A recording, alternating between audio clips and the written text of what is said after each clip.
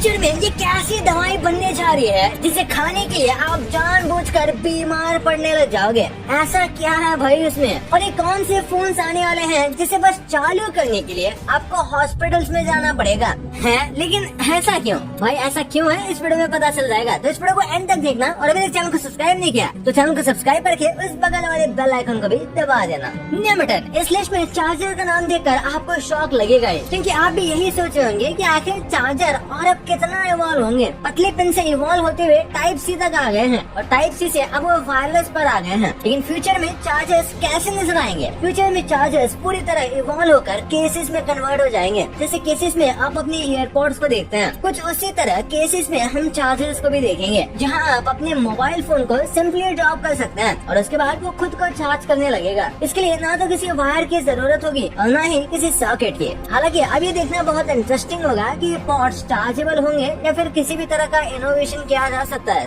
Number 9, fans. छतों पर लगने वाले फैंस उन चुनिंदा डेली लाइफ इक्विपमेंट्स में से हैं जो कि पिछले 100 सालों से एक जैसे हैं और उसमें जरा सा भी इनोवेशन नहीं हुआ। वही पुराने जमाने जैसे ब्लेड्स और वही पुराने जमाने जैसे उसकी हवा। अक्सर ये बात होती है कि इन फैंस को हटाकर एसी पर शिफ्ट हो जाए, लेकिन आने वाले 5 सालों में फैंस के ब्लेड को हटा दिया जाएगा और माइक्रो ब्लेड फैन के अंदर ही लगा दिए जाएंगे ताकि वो एयर को अब्सॉर्ब करके उसे ठंडा कर दे। ये इतनी माइक्रो लेवल पर होगा कि हमें वो ब्लेड्स देखने के लिए भी फैंस को खोलना पड़ेगा, और यहाँ तक कि फैंस पोर्टेबल भी हो सकेंगे। नंबर 8, फ्यूचर में नोटबुक्स कैसे नजर आएंगे? अगर आप ये क्वेश्चन किसी इंसान से फ्यूचर में पूछोगे तो वो यही कहेगा कि नोटबुक्स वो क्या होती है। साल 2011 का ये आर्टिकल कहता है कि आने वाले टाइम में एजुकेशन ऑनलाइन होगी और लैपटॉप्स और भी ज्यादा स्लिम हो जाएंगे। हमारे पास अमेज़न किंडल जैसे डिवाइसेस होंगे, हम तब भी ये कर सकते हैं। एक अमेज़न किंडल में 40 लाख से ज्यादा बुक्स आते हैं। आने वाले टाइम में ऐसी ही एक वन टाइम इन्वेस्टमेंट करके आप अपने लिए नोटबुक भी ले सकेंगे जिस पर लाइफ टाइम लिखी है, कोई दिक्कत ही नहीं है। वैसे आपको क्या लगता है कि पेपर से डिजिटल पर शिफ्ट करना इतना ज्यादा आसान होगा?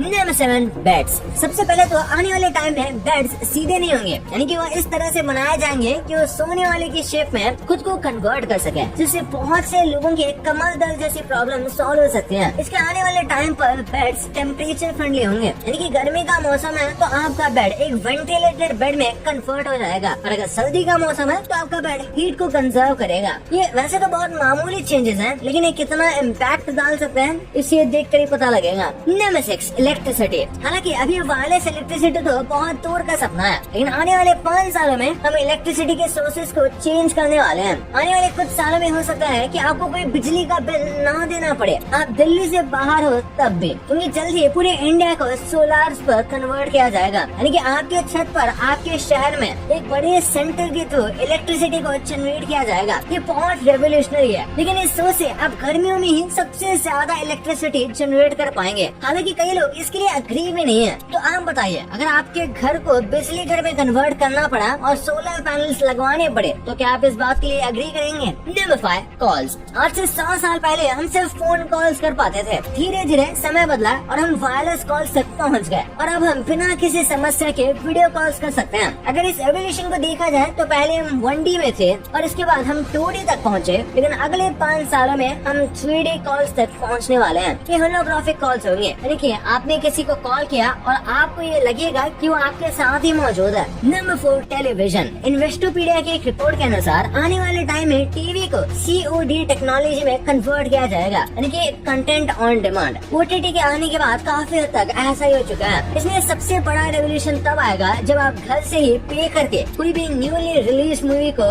वन टाइम स्ट्रीम कर सकेंगे। टेलीविजन के रेवोल्यूशन में आगे 3D को भी ऐड करने का सोचा जा रहा है, लेकिन वो अपडेट्स किसी और कॉन्क्रीट एविडेंस पर वो प्रोसीड करेंगे। Number 3, mobile phones. Mobile phones में जो चेंजेस आने वाले हैं उन्हें 2 कैटेगरीज में डिवाइड किया जा सकता है। एक तो फिजिकल चेंजेस और दूसरा सॉफ्टवेयर चेंजेस। सॉफ्टवेयर के मामले में मोबाइल के कैमरे में हमें ड्रास्टिक चेंजेस देखने को मिलने वाले हैं। कैमरे को AI से अटैच करके हम मैपिंग से लेकर ट्रांसलेशन तक बहुत सारी फील्ड्स में अपनी लाइफ को आसान बना सकते हैं। सॉफ्टवेयर के मामले में तो मोबाइल फोन्स जल्द ही जावेद से भी आगे निकलने वाले हैं। आयरन मैन के फैंस रेफरेंस समझ गए हो तो कमेंट करके जरूर बताना। अब अगर बात करें हार्डवेयर वाले पार्ट की, तो मोबाइल फोन्स को आने वाले टाइम में और भी ज्यादा स्लिम लुक देने की कोशिश की जाएगी। फोल्डेबल फोन्स मार्केट में पहले से ही मौजूद है। आने वाले टाइम में टेक को इतना आगे ले जाया जाएगा कि मोबाइल फोन्स को बॉडी में एम्बेड किया जा सके। इसके अलावा मोबाइल फोन्स में और भी दूसरे इक्विपमेंट्स ऐड किए जाएंगे। इनोवेटर्स जानते हैं कि सेल फोन्स को हम अपने किसी एसेंशियल बॉडी पार्ट की तरह अपने साथ रख सकते हैं या अपने अंदर ही। Number 2, medicine. आज के टाइम पर हम जो दवाइयाँ खाते हैं वो बहुत जनरलाइज दवाइयाँ होती हैं, यानी आप भी फीवर के लिए वही खाएंगे और आपसे कम उम्र के लोग भी वही खाएंगे, जबकि हो सकता है कि दोनों को फीवर अलग अलग वायरस से हुआ हो। ऐसे में दोनों को अलग अलग ट्रीटमेंट्स मिलने चाहिए, लेकिन आज के टाइम पर तो ऐसा नहीं होता। हाँ, फ्यूचर में इस तरह से मेडिसिन को इवॉल्व किया जाएगा कि हर इंसान की बॉडी टाइप, उसकी एलर्जीज और इसकी दूसरी वाइटल इंफॉर्मेशन को ध्यान में रखते हुए उसके लिए पर्सनल मेडिसिन बनाई जाए। आप अंदाजा लगा सकते हैं कि इस तरह से एवोल्यूशन के बाद किसी भी इंसान को रिकवर होने में बिल्कुल भी ज्यादा समय नहीं लगेगा। Number 1, currency. हम अभी भी बैंक नोट्स यूज करते हैं और कई लोग ऐसे हैं जिनकी लाइफ अभी भी कैश की बदौलत ही चल रही है, लेकिन साल 2029 तक पूरी इंडिया को कैशलेस कर दिया जाएगा और आपको नोट्स कहीं भी नजर ही नहीं आएंगे। और जाहिर सी बात है कि गवर्नमेंट टारगेट बहुत रेयरली टाइम पर पूरा करती है, लेकिन फिर भी गवर्नमेंट ने इस तरफ काम करना शुरू कर दिया है और लॉन्च किया है